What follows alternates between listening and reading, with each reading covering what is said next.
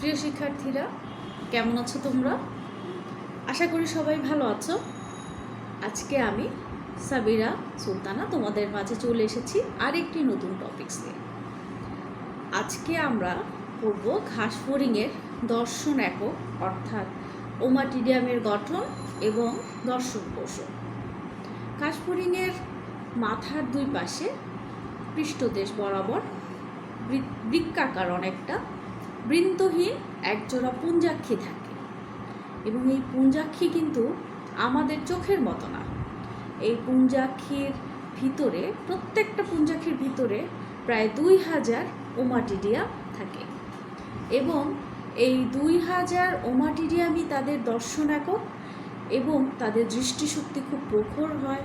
তারা খুব দূরের কোনো শস্যক্ষেত্রের সন্ধান, খাদ্যের সন্ধান, এই যে জ্যামিতিক দৃষ্টিকোণ, এটা ঘাসফড়িংয়ের খুব প্রকট থাকে। তাহলে চলো ক্লাস শুরু করি।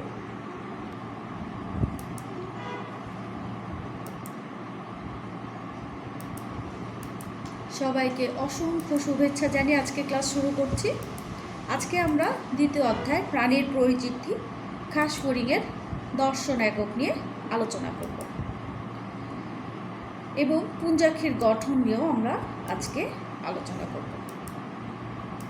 তোমরা দেখতে পাচ্ছ ঘাসফড়িংয়ের পৃষ্ঠদেশ বরাবর অর্থাৎ মস্তকের যে উভয় পাশের পৃষ্ঠদেশে বড় বড় বৃন্তহীন বৃক্কাকার উত্তল কালো অংশ দেখা যাচ্ছে।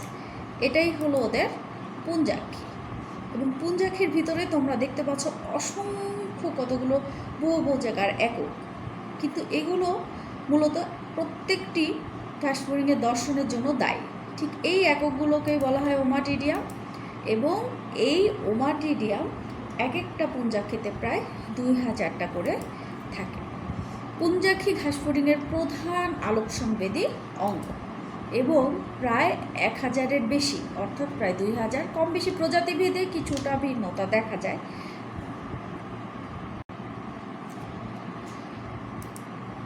এদের প্রত্যেকটিকে ওমাটিডিয়াম বলা হয়। আমরা একটা ওমাটিডিয়াম কতগুলো অংশ নিয়ে গঠিত দেখতে পাচ্ছি। একটা ওমাটিডিয়ামের মাঝে আছে কর্নিয়া, কর্নিয়াজেন কোষ, ক্রিস্টালাইন কোন কোষ, ক্রিস্টালাইন কোন, আইরিশ পিগমেন্ট আবরণ, রেটিনুলার কোষ, র্যাপটন, রেটিনাল শীট, ভিত্তিপর্দা, স্নায়ু তন্তু। এখন আমরা একটা একটা করে পরিচিত হই। ঘাসফড়িংয়ের মাথার পৃষ্ঠভাগে উভয় পাশে অবস্থিত বড় বৃন্তহীন বৃক্কাকার উত্তল কালো অংশই হচ্ছে পুঞ্জাক্ষী। আর এই পুঞ্জাক্ষী কী কী নিয়ে গঠিত? কর্নিয়া। আমরা এখন কর্নিয়াটায় দেখি যে এটি ওমাটিডিয়ামের একদম বাইরের দিকের অংশ।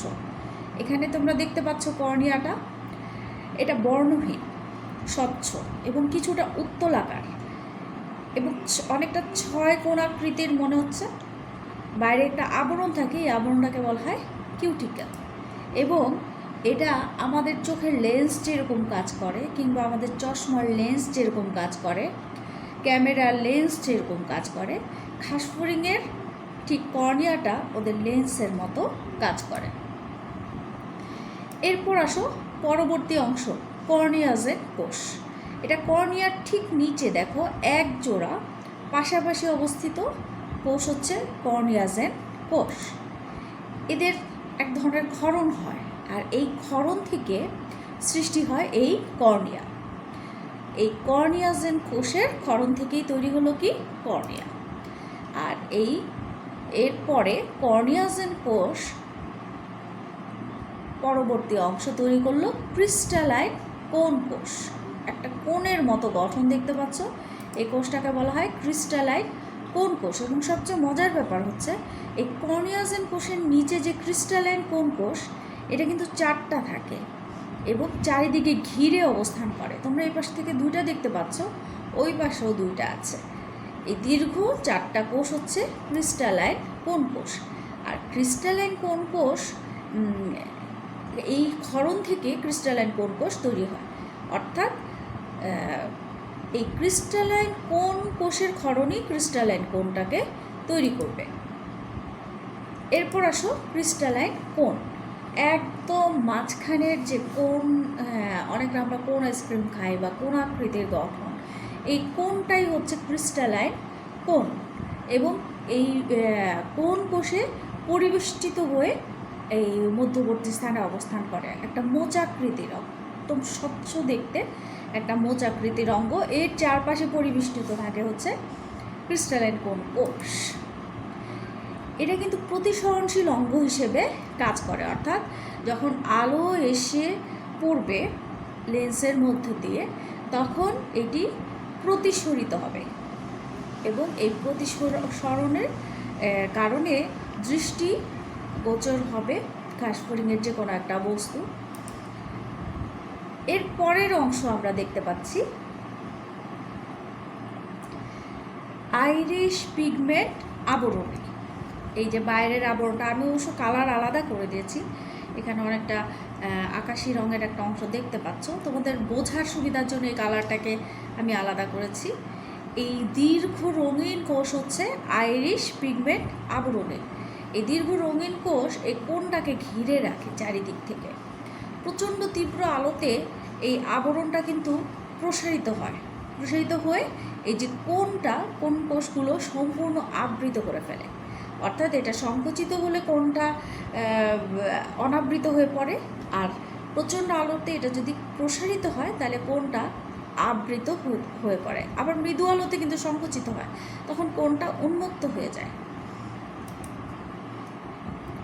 এরপর আসো রেটিনুলার কোষ। রেটিনুলার কোষ কোন কোষগুলোর নিচে অবস্থান করে এবং এদের সংখ্যা সাধারণত 7টা থাকে, তবে প্রজাতি ভেদে কিছুটা ভিন্নতা হতে পারে, যেমন 8টাও হতে পারে। এই লম্বা রেটিনুলার কোষগুলো এই কোণের ঠিক নিচে অবস্থান করে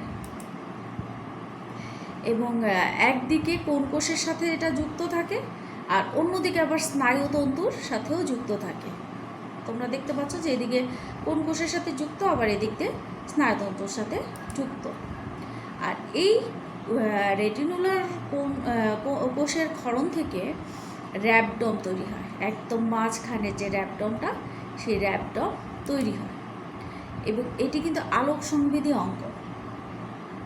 আলোর তীব্রতার উপর নির্ভর করে এদের সংকুচিত হওয়া বা প্রসারিত হওয়া। এবার আসো একদম কেন্দ্রীয় যে অঙ্গটা, অর্থাৎ র্যাবডম। এটা ক্রিস্টালাইন কোণের নিচে, একদম নিচে মাঝ বরাবর অবস্থান করে প্রলম্বিত একটা অংশ। এই অংশটা অনুপ্রস্থভাবে রেখান্বিত থাকে। এইটাকে ঘিরেই এই আমরা এতক্ষণ যেটা পড়লাম রেটিনুলার কোষগুলো, এই রেটিনুলার কোষের ক্ষরণ থেকে এই র্যাবডমটা তৈরি হয়। এক ধরনের ক্ষরণ ওদের থাকে, তার থেকেই এই র্যাবডম গঠিত হয় এবং পরিপুষ্ট হয়।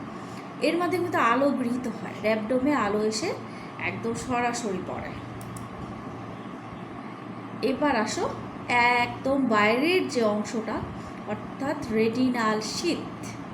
এই রেটিনুলার কোষকে ঘিরে, এই আমরা যে রেটিনুলার কোষগুলো পড়লাম, এই রেটিনুলার কোষগুলোকে ঘিরে বাইরের দিকে থাকে এই রঞ্জকময় কোষে গঠিত কালো পর্দার একটি আবরণ, যেটাকে আমরা বলছি রেটিনাল শীথ। প্রত্যেক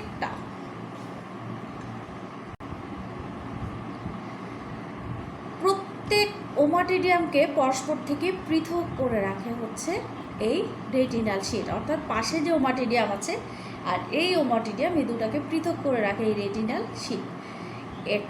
এই যে পর্দাটা, এই পর্দাটার রঞ্জক পদার্থ আলোর তীব্রতার উপর নির্ভর করে বিভিন্ন দিকে সঞ্চালিত হয়। অর্থাৎ মৃদু আলোতে কতটুকু রঞ্জক পদার্থ সঞ্চালিত হবে বা তীব্র আলোতে কতটুকু সঞ্চালিত হবে, সেটা রেটিনাল শীথের এই আলোর প্রবেশের উপর রঞ্জক পদার্থগুলো নির্ভর করে। এরপর আসো একদম নিচের বেসমেন্ট বা বেসাল মেমব্রেন, অর্থাৎ ওমাটিডিয়াম ভিত্তি পর্দা। ওমাটিডিয়াম যে পাতলা পর্দার উপর অবস্থান করছে, দাঁড়িয়ে আছে, তার নামই হচ্ছে ভিত্তি পর্দা। এটি কিন্তু সম্পূর্ণ ওমাটিডিয়ামটাকে ধারণ করে আছে। আর সর্বশেষ অংশ হচ্ছে স্নায়ুতন্তু। প্রত্যেকটা রেটিনুলার কোষ থেকে এই স্নায়ুতন্তু বের হয়ে অপটিক স্নায়ুর সাথে যুক্ত হয়। তোমরা জানো যে অপটিক স্নায়ু হচ্ছে দর্শন অঙ্গ, বা যে স্নায়ুটা দর্শন অনুভূতি সঞ্চার করে। আর এই তন্তুগুলো ওমাটিডিয়ামের মাধ্যমে গৃহীত যে প্রতিবিম্বটা সৃষ্টি হবে সেটা ঘাসফড়িংয়ের মস্তিষ্কে প্রেরণ করবে। ফলে ঘাসফড়িং বুঝতে পারবে যে সে কী দেখতে পাচ্ছে। তোমরা চিত্রটা অনেকেই ওমাটিডিয়াম আঁকতে পারো না, কিন্তু বেশিরভাগ পরীক্ষায় ওমাটিডিয়ামের চিত্র আসে। প্রচুর পরীক্ষার্থী আছো যারা চিত্রটা সহজে আঁকতে পারো না বলে অ্যান্সার করো না। আমি সহজভাবে তোমাদের দেখিয়ে দিচ্ছি যে কিভাবে ওমাটিডিয়ামটা আঁকবে। আমার এই ক্লাসের সাথে সাথে যদি তোমরা খাতা পেন্সিল নিয়ে আঁকা শুরু করো, আমার মনে হয় খুব সহজেই শিখে যাবে। তোমাদের খুব সহজ করে দেখিয়ে দিচ্ছি ওমাটিডিয়ামটাকে তোমরা কিভাবে আঁকবে। রেটিনাল শীথ, ভিত্তিপর্দা, স্নায়ুতন্ত্র, এইভাবে আঁকা হয়ে গেল। এবার আমরা একটা ভিডিও দেখব।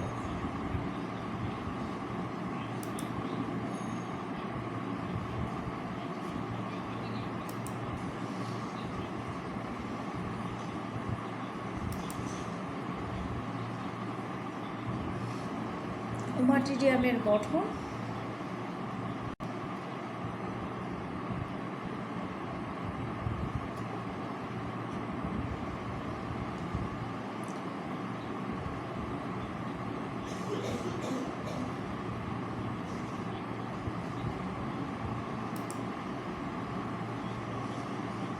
এটা একটি ঘাসফড়িং, এটা হলো যৌগিক চক্ষু বা পুঞ্জাক্ষী। পুঞ্জাক্ষীর ভিতর অসংখ্য ওমাটিডিয়াম। সেই ওমাটিডিয়াম ষড়ভুজাকার অংশ দেখা যাচ্ছে, যেটা নাকি আমরা সবচেয়ে বাইরের কর্নিয়া দেখতে পেয়েছি। এবং এই ওমাটিডিয়ামের একটা অংশ যদি আমরা আলাদা করে নিই তাহলে দেখতে পাবো যে ওমাটিডিয়াম কীভাবে আলো এসে ওমাটিডিয়ামের ওপর প্রবেশ করছে এবং কর্নিয়া লেন্সের মতো কাজ করছে। এটা হচ্ছে কর্নিয়াজেন কোষ, যেগুলো নাকি সংকুচিত প্রসারিত হয়। এবং এই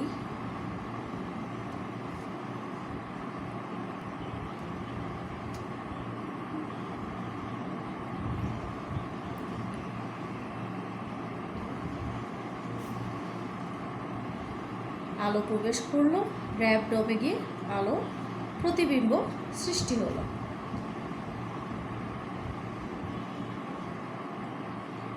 এবং আলো এসে এই আমাদের যে রেটিনাল শীথ আছে সেই শীথকে উজ্জীবিত করলো, এবং রেটিনুলার সেলগুলি তখন এই সংকুচিত প্রসারিত হয়ে আলো গ্রহণে এবং আলোর সংবেদনে সহায়তা করলো।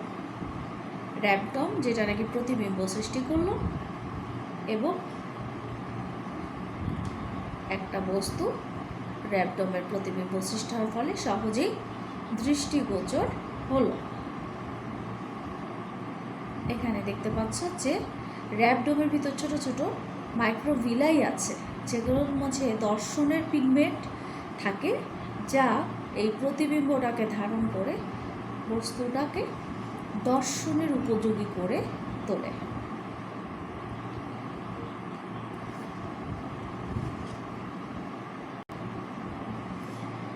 ঘাসফড়িংয়ের দর্শন কৌশল। আলোর তীব্রতা অনুসারে পুঞ্জাক্ষীতে দু ধরনের প্রতিবিম্ব সৃষ্টি হয়, একটা হচ্ছে সুপারপজিশন আর একটা হচ্ছে অ্যাপোজিশন। আমরা দুই ধরনের এই দৃষ্টি বা দর্শন কৌশলটাই দেখব। সুপারপজিশন, এটি প্রতিবিম্ব সৃষ্টি করে প্রাণী বস্তুকে অবলোকন করে। ঘাসফড়িংয়ের, যদিও ঘাসফড়িং দিবাচর প্রাণী, যার কারণে সে উজ্জ্বল আলোতেও দেখতে পায়, মৃদু আলোতেও দেখতে পায়, যার কারণে সুপারপজিশন এবং অ্যাপোজিশন দুটাই ঘাসফড়িংয়ের জন্য খুব ইম্পর্ট্যান্ট। আমরা এখন প্রথম সুপারপজিশনটা দেখি, যে সুপারপজিশনে ঘাসফড়িংয়ের যে আইরিশ পিগমেন্ট আছে, সেই আইরিশ পিগমেন্ট আবরণী কর্নিয়ার দিকে এবং রেটিনাল শীথ ভিত্তি পর্দার দিকে সংকুচিত হয়। তোমরা এখানে দেখতে পাচ্ছ আইরিশ পিগমেন্ট, এটা কর্নিয়ার দিকে, এবং যে রেটিনাল শিটটা আছে সেই রেটিনাল শিটটা ভিত্তি পর্দার দিকে সংকুচিত হয়। মৃদু আলোয় রেটিনাল শিটের রঞ্জক কণিকাগুলো সংকুচিত হয়। যেহেতু এটা সুপারপজিশন তাই এটা মৃদু আলোতে ঘটবে, আর অ্যাপোজিশন ঘটবে উজ্জ্বল আলোতে। অর্থাৎ সুপারপজিশন হচ্ছে দিনের একটু আলো শেষ হয়ে যখন যাবে সন্ধ্যা বা রাত্র বা মৃদু আলোতে, আর অ্যাপোজিশন হলো উজ্জ্বল দিনের আলোতে। এরপর ক্রিস্টালাইন কোন ও র্যাবডম অনাবৃত হয়ে যাবে। আমরা জানি যে র্যাবডম একদম কেন্দ্রীয় অংশ, যেহেতু আইরিশ পিগমেন্ট এবং রেটিনাল শিট সংকুচিত হলো, যার কারণে র্যাবডমটা এবং ক্রিস্টালাইন কোন এই দুটাই অনাবৃত হয়ে গেল।